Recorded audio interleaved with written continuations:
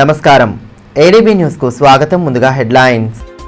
జిల్లాలో అసాంఘిక కార్యకలాపాల నియంత్రణకు పటిష్ట చర్యలు తీసుకుంటున్నాం. వార్షిక నేర నివేదికలో ఎస్పీ అఖిల్ మహాజన్ స్పష్టీకరణ. గంజాయి రహిత జిల్లాగా మార్చడమే ధ్యేయంగా పోలీసు వ్యవస్థ పనిచేస్తోందని వెల్లడి. త్వరలోనే ఖాకీ కిడ్స్ పేరిట వినూత్న కార్యక్రమానికి శ్రీకారం.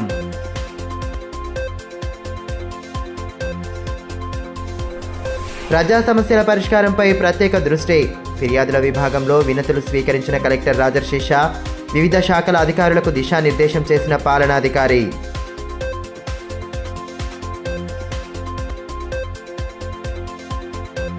బేలా మార్కెట్ యార్డు నుండి సోయా పంటను వెనక్కి తీసుకెళ్లిన రైతులు 40 రోజులు ఎదురు చూసినా ఫలితం లేదని ఆవేదన. మోకాళ్లపై నిలబడి వినూత్నంగా నిరసన తెలిపిన అన్నదాతలు.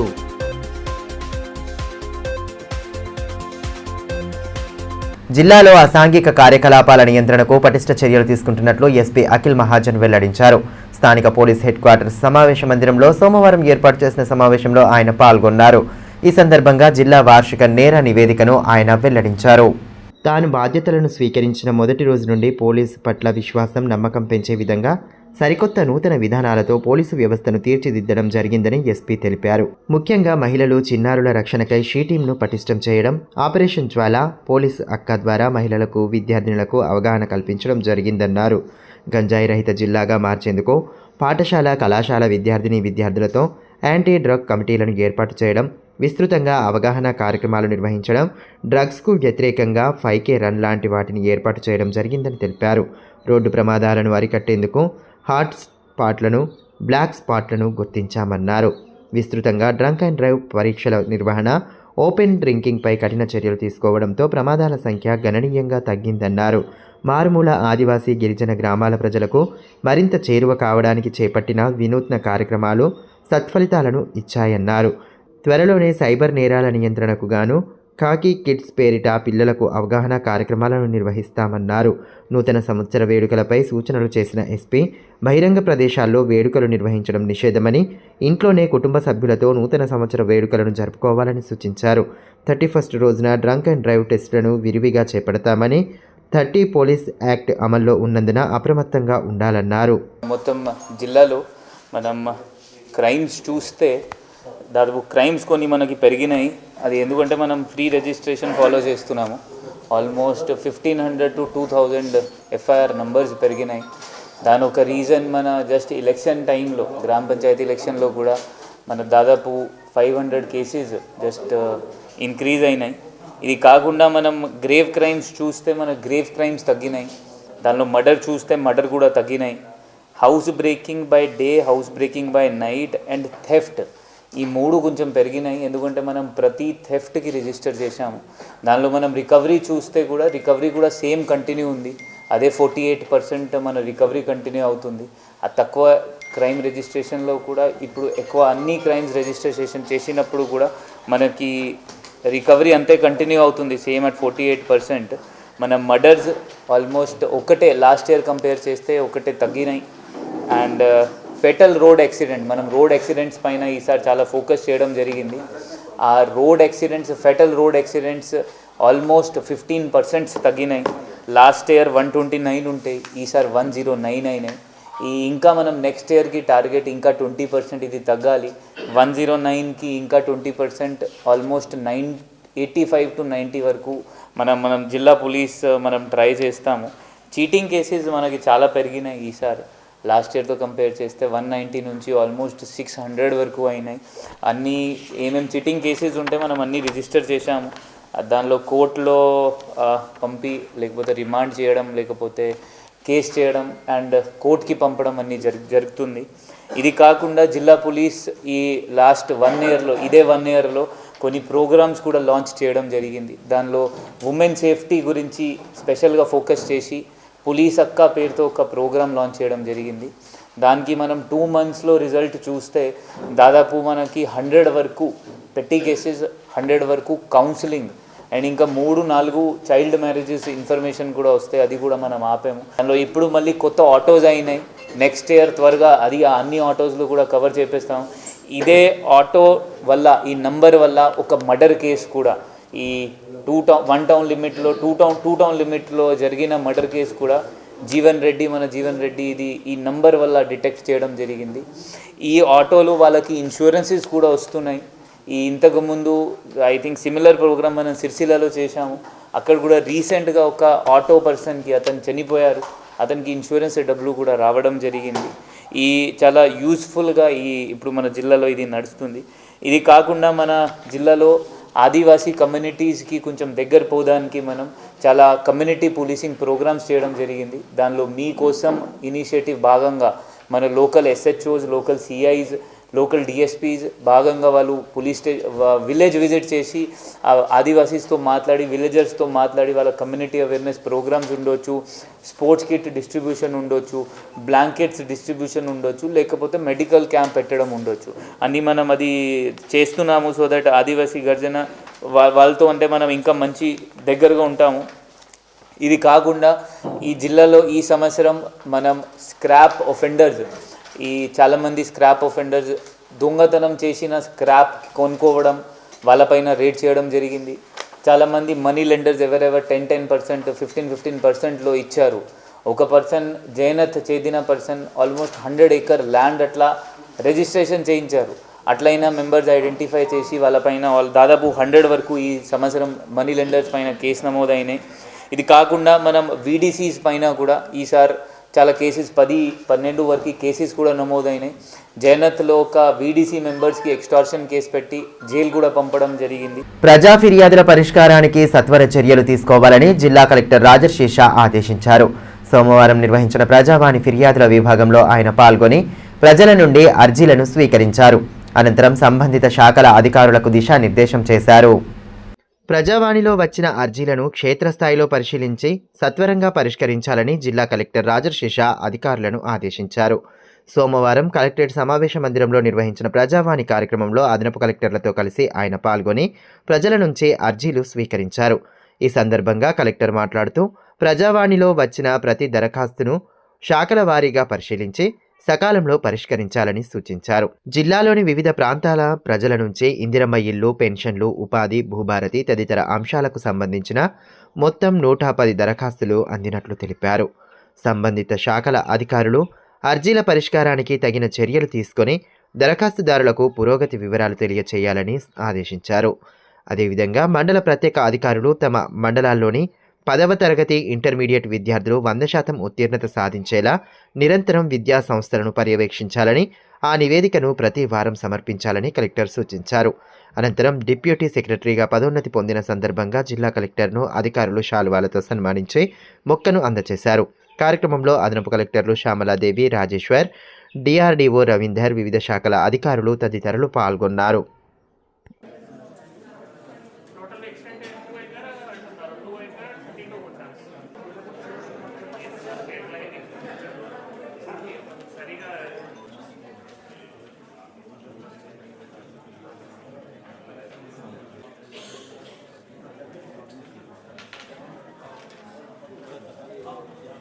బేలా మండలంలో సోయా రైతుల ఇక్కట్లు దూరమయ్యే పరిస్థితి కనిపించడం లేదు. దాదాపు 40 రోజుల నుండి పంట కొనుగోలు చేయాలంటూ రైతులు గగ్గోలు పెడుతున్నా కనీస స్పందన లేకపోవడంతో తిరిగి వారి పంటను తీసుకెళ్లారు.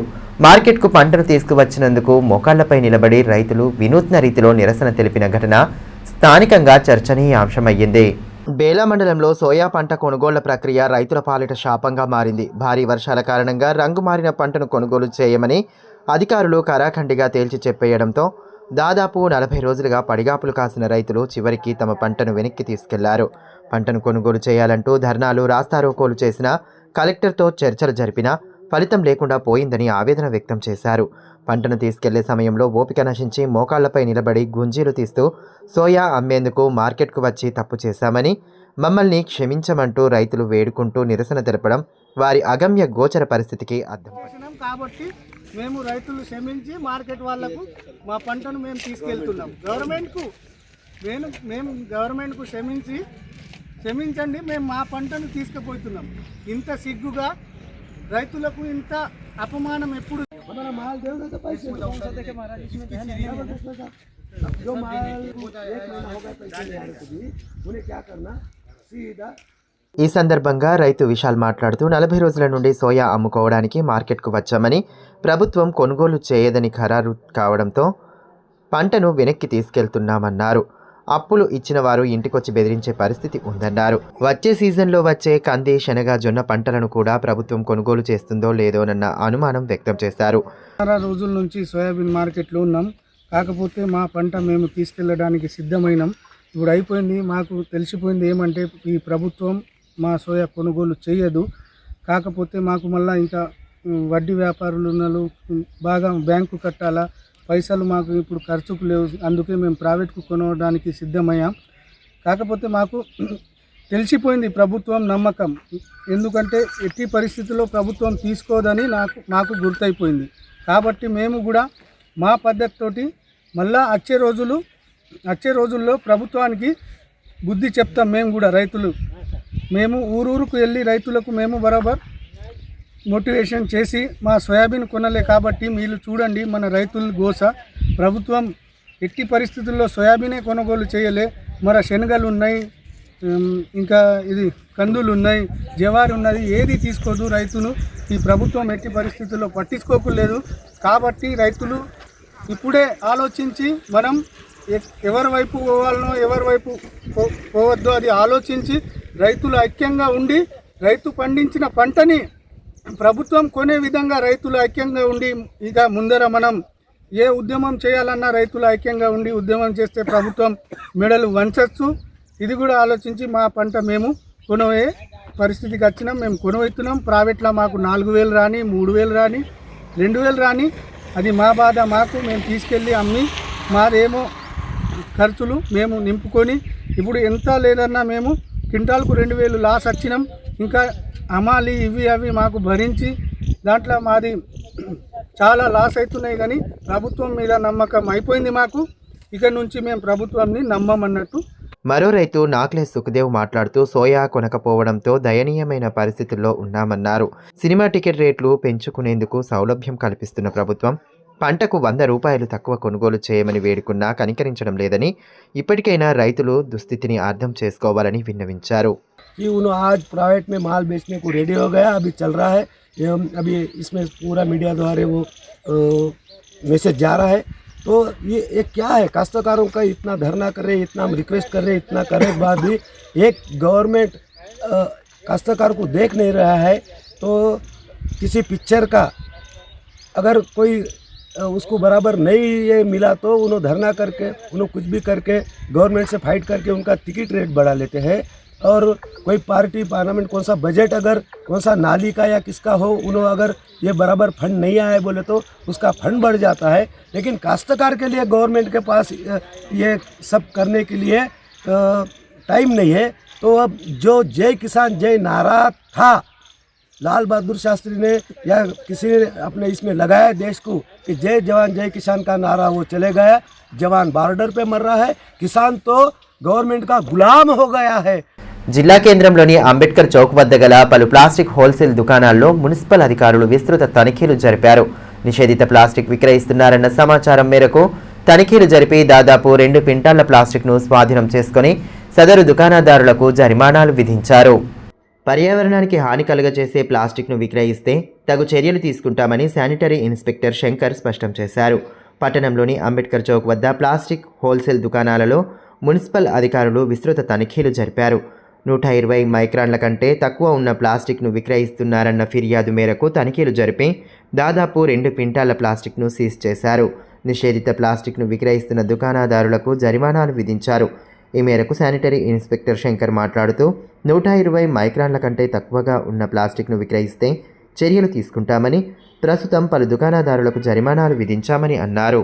ఈరోజు ఆదిలాబాద్ పట్టణంలోని అంబేద్కర్ చౌరస్తాలో గల ఆశాపూరి ప్లాస్టిక్ హోల్సేల్ సెల్లర్ అయితే ఉందో ఈరోజు మా కంప్లైంట్ రావడం జరిగింది. సింగిల్ యూజ్ ప్లాస్టిక్ అనేది సేల్ చేస్తున్నారని. వెంటనే మా సిబ్బంది మేము వచ్చి ఇక్కడ రైడ్ చేయడం జరిగింది. ఏదైతే ప్లాస్టిక్ ఉందో సింగిల్ యూజ్ ప్లాస్టిక్ అనేది మాకు రైడ్లో దొరకడం జరిగింది. వాళ్లకు 6,000 రూపాయలు జరిమానా విధించడం కూడా జరిగింది. మళ్ళీ ఇదే రిపీట్ అయితే ఇంకా షాప్ను సీజ్ చేయడం జరుగుతుందని కూడా హెచ్చరించడం జరిగింది. మన ప్రభుత్వ ఆదేశాల సారము ఆదేశానుసారం ఏముంటుందంటే 120 మైక్రాన్ల కన్నా తక్కువ ఏదైతే మనకు ప్లాస్టిక్ ఉంటుందో దాన్ని మనం సెల్ చేయడం కానీ ఏదైనా కూడా చేయడం కానీ జరగదు. దానివల్ల మనకు పర్యావరణానికి హాని జరుగుతుంది.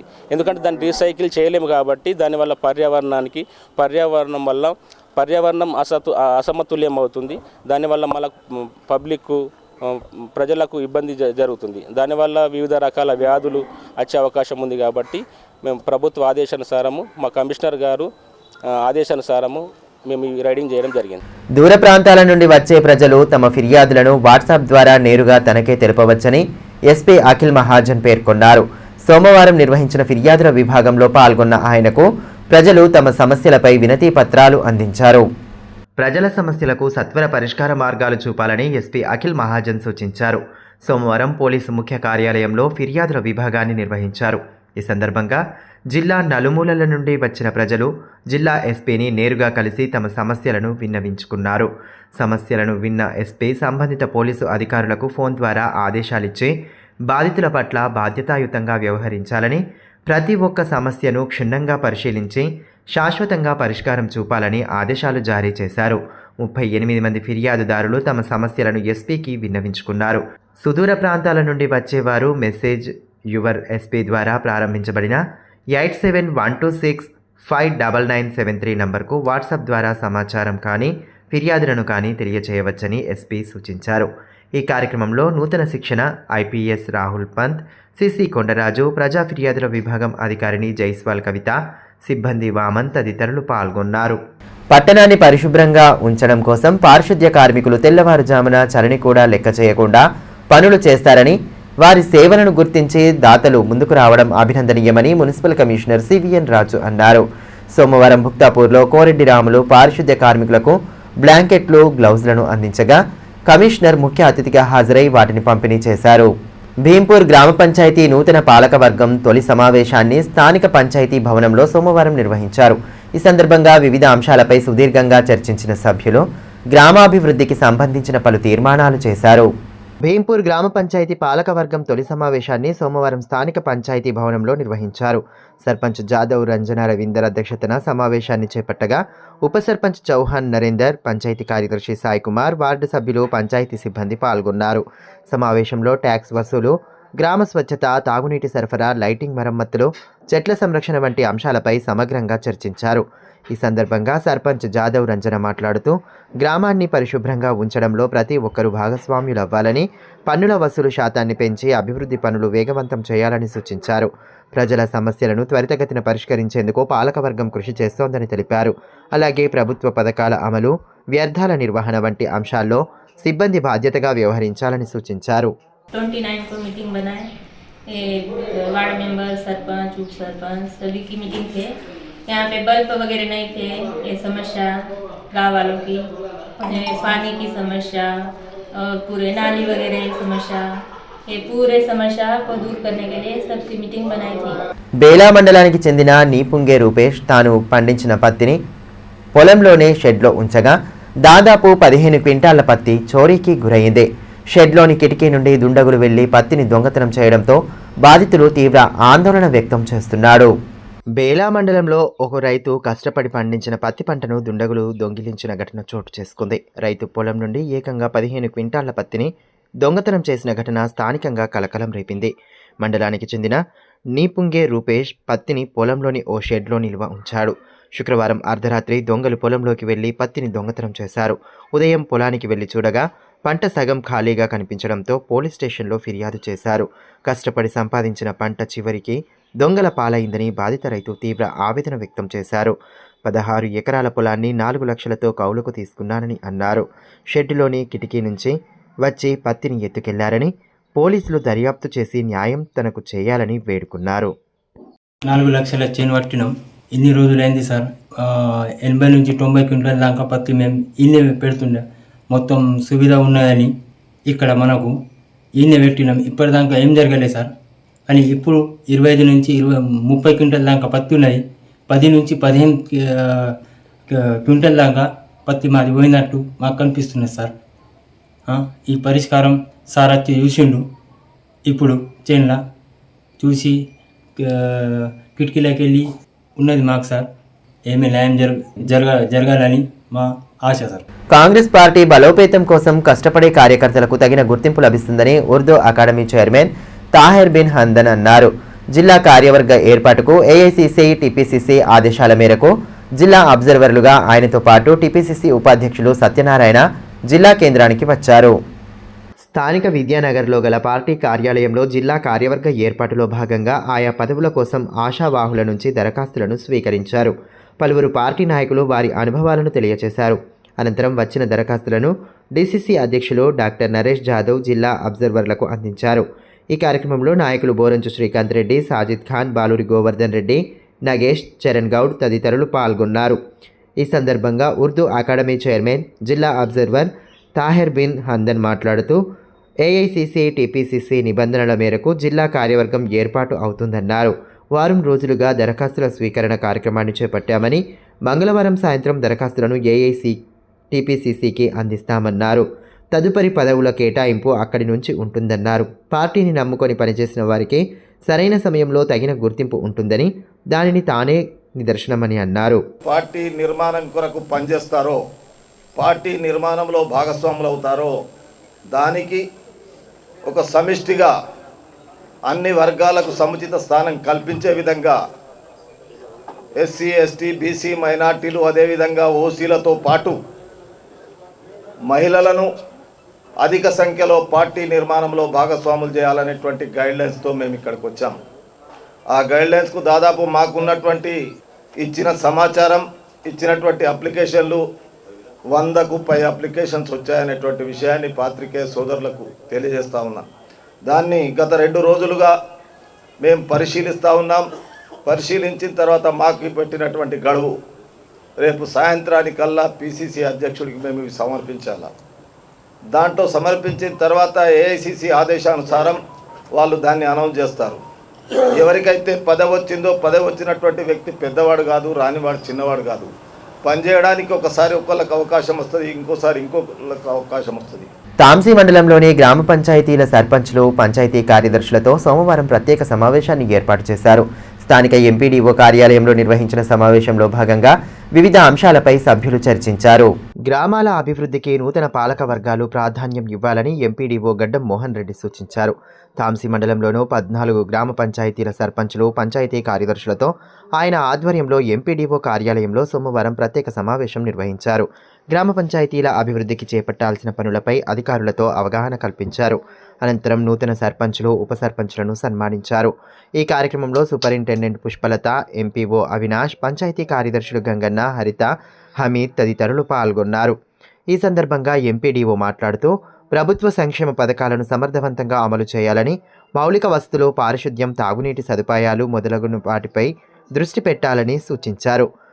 ప్రజలతో సమన్వయం సాధించి గ్రామాలను ఆదర్శ గ్రామాలుగా తీర్చిదిద్దాలని ఆయన కోరారు. వారు నూతనంగా ఎన్నికైన వారిని చిన్న మీటింగ్ ఏర్పాటు చేయడం జరిగింది. దానిలో భాగంగానే వీరికి నా తరఫున సన్మానం కార్యక్రమం చేయడం జరిగింది. దానికి ఆదరణ గౌరవ సభ్యుల నుంచి మరి ఉప సర్పంచ్ కూడా ధన్యవాదాలు తెలియజేస్తూ తెలపడం జరిగింది.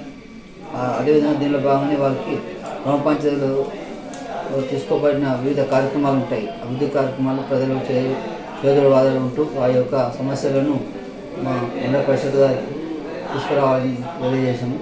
దానిలో భాగంగా వారికి చిన్న అంటే గ్రామ పంచాయతీలో ఏ విధంగా వాళ్ళ బాధ్యతలు ఏంటిది, వారి యొక్క విధులు ఏంటిది అనేది చిన్న మాట రూపంగా తెలియజేయడం సూచనలు ఇవ్వడం జరిగింది.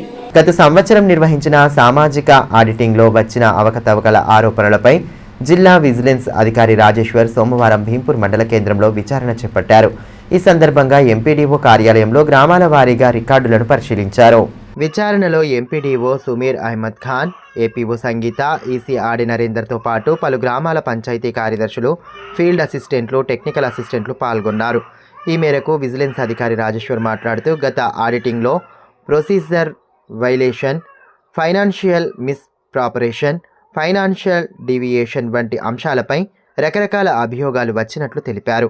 వాటికి సంబంధించి ఆధారాలు సేకరించి తగిన చర్యల కోసం విచారణ జరుపుతున్నామని చెప్పారు. సామాజిక తనిఖీలోని గత సంవత్సరంలో జరిగిన ఆడిట్కి సంబంధించినటువంటి అలిగేషన్స్ పై ఉన్నటువంటి వాటిని విచారణ చేసే నిమిత్తము ఈరోజు భీంపూర్ మండలంకు రావడం జరిగింది. గత ఆడిట్లో జరిగినటువంటి అవకతవకలపైన వాటికి సంబంధించినటువంటి ఆధారాలు సేకరించి దీంట్లో రకరకాల అభియోగాలు ఉంటాయి.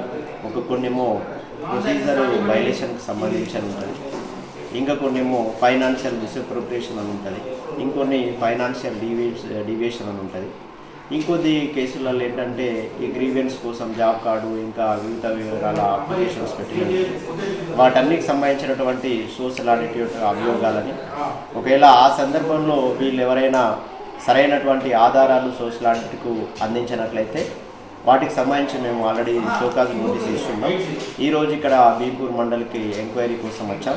వీళ్ళు ఏమైనా ఎవిడెన్సెస్ వీళ్ళని తీసుకొని వీటిని రిజాల్వ్ చేసేటువంటి ఉద్దేశంతో ఈరోజు భీంపూర్ మండలికి విజిట్ చేయడం జరిగింది. బేలా మండల కేంద్రంలోని తహసీల్దార్ కార్యాలయంలో పలు గ్రామాలకు చెందిన లబ్ధిదారులకు కళ్యాణలక్ష్మి చెక్కులను అందజేశారు.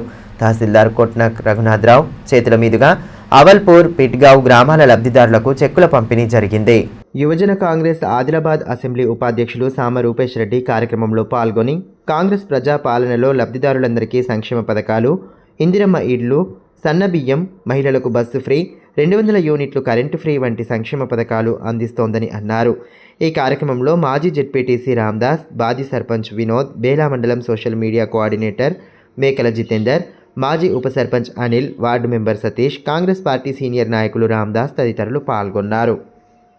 తాంసీ మండల సర్పంచుల సంఘం అధ్యక్షుడిగా కప్పర్ల సర్పంచ్ గన్రత్ అరుణ్ను ఏకగ్రీవంగా ఎన్నుకున్నారు. ఈ మేరకు సోమవారం ఏర్పాటు చేసిన సమావేశంలో సంఘం నూతన కార్యవర్గాన్ని ఎన్నుకొని వారిని అభినందించారు. తాంసీ మండల కేంద్రంలో సోమవారం సర్పంచుల సమావేశం ఏర్పాటు చేశారు. తాంసీ మండల సర్పంచుల సంఘం అధ్యక్షుడిగా కప్పర్ల సర్పంచ్ గన్రత్ అరుణ్ను ఏకగ్రీవంగా ఎన్నుకున్నారు. వడ్డాడికి చెందిన సర్పంచ్ బెండే జయసుధను ఉపాధ్యక్షురాలిగా, గోట్కూర్ సర్పంచ్ ఎస్కే మతీన్ను ప్రధాన కార్యదర్శిగా ఎన్నుకున్నారు. అంతకుముందు నూతన కార్యవర్గాన్ని తోటి సర్పంచులు శాల్వాలతో సన్మానించి అభినందనలు తెలిపారు. ఈ సమావేశంలో సర్పంచులు ఎల్మలింగారెడ్డి, తూర్పాబాయి, కల్పన, భూమన్న తదితరులు పాల్గొన్నారు. ఈ సందర్భంగా గన్రత్ అరుణ్ మాట్లాడుతూ సర్పంచుల సమస్యలను పరిష్కరించేందుకు సంఘం వేదికగా కృషి చేస్తానని తెలిపారు. మండలంలోని గ్రామాల అభివృద్ధికి అందరూ కలిసికట్టుగా పనిచేయాలని ఆయన పిలుపునిచ్చారు. తాంసీ మండల సర్పంచులందరూ కలిసి నన్ను గన్రత్ అరుణ్ కుమార్ని సర్పంచుల సంఘం మండల అధ్యక్షులుగా ఎన్నుకోవడం జరిగింది. అదేవిధంగా మండల సర్పంచుల ఉపాధ్యక్షులుగా జయసుధ గారిని, వడ్డాడి గ్రామ పంచాయతీ చెందిన సర్పంచ్ గారు జయసుధ గారిని ఎన్నుకోవడం జరిగింది. అలాగే సెక్రటరీగా కోట్కూరు గ్రామానికి చెందిన సర్పంచ్ గారు షేక్ మతిన్ భాయ్ గారు ఎన్నుకోవడం జరిగింది. దీనికి ఉన్న తాంసీ మండల సర్పంచులందరికీ నేను ధన్యవాదాలు తెలుపుతున్నాను. అదేవిధంగా సర్పంచులకు ఏ సమస్య ఉన్నా కూడా నేను పరిష్కరించడానికి ముందుగా ఉంటానని తెలియజేస్తున్నాను. Telangana state primary teachers association నూతన సంవత్సర క్యాలెండర్ను కలెక్టర్ రాజర్షి షా సోమవారం ఆవిష్కరించారు. ప్రాథమిక పాఠశాల విద్యను బలోపేతం చేయాలని, ఆ దిశగా తమ వంతు సహకారం ఉంటుందని తెలిపారు. కార్యక్రమంలో అదనపు కలెక్టర్ శ్యామలాదేవి, సంఘం జిల్లా అధ్యక్షులు మొహమ్మద్ రియాజ్, ఉపాధ్యాయ సంఘ నాయకులు చరణ్ సింగ్, సత్యనారాయణ, అఫ్రోజ్ ఖాన్, భీమ్రావు తదితరులు పాల్గొన్నారు. వార్తలు ముగించే ముందు హెడ్లైన్స్ మరోసారి. జిల్లాలో అసాంఘిక కార్యకలాపాల నియంత్రణకు పటిష్ట చర్యలు తీసుకుంటున్నాం. వార్షిక నేర నివేదికలో ఎస్పీ అఖిల్ మహాజన్ స్పష్టీకరణ. గంజాయి రహిత జిల్లాగా మార్చడమే ధ్యేయంగా పోలీసు వ్యవస్థ పనిచేస్తోందని వెల్లడి. త్వరలోనే ఖాకీ కిడ్స్ పేరిట వినూత్న కార్యక్రమానికి శ్రీకారం.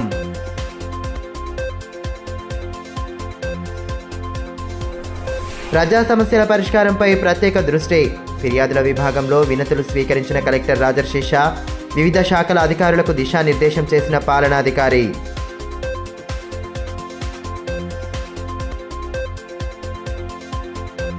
బేలా మార్కెట్ యార్డు నుండి సోయా పంటను వెనక్కి తీసుకెళ్లిన రైతులు. 40 రోజులు ఎదురు చూసినా ఫలితం లేదని ఆవేదన.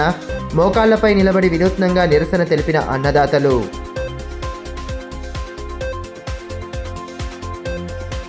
ఈ వార్తలు ఇంతటితో సమాప్తం. తిరిగి ప్రసారమయ్యే మరో బులెటిన్లో మళ్ళీ కలుసుకుందాం. అంతవరకు సెలవు. నమస్కారం.